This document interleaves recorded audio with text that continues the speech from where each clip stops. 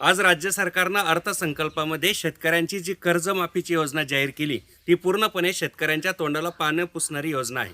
कारण विधानसभेच्या निवडणुकीच्या आधी भाजपाने संपूर्ण शेतकऱ्यांचा सातबारा कोरा करू असं आश्वासन दिलं होतं. आज मात्र जी कर्जमाफी योजना जाहीर केली त्या योजनेमध्ये 2 लाखाची अट घालण्यात आलेली. शिवाय सप्टेंबर 2025पर्यंत जे शेतकरी थकबाकीत आहे त्याच शेतकऱ्यांना या योजनेचा लाभ मिळणार आहे. 2 लाखाची अट, सप्टेंबर 2025ची अट, याच्यामुळे शेतकऱ्यांचा सातबारा कोरा होणार नाही.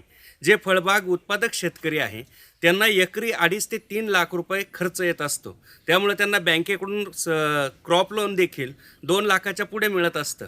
त्यामुळे ज्यांचं क्रॉप लोन हे 2 लाखाच्या पुढं आहे, पीक कर्ज 2 लाखाच्या पुढं आहे, ते सगळे शेतकरी या योजनेतून वगळले जाणार आहे असं आज तरी दिसत आहे. त्याच्यामुळे ही योजना फसवी आहे.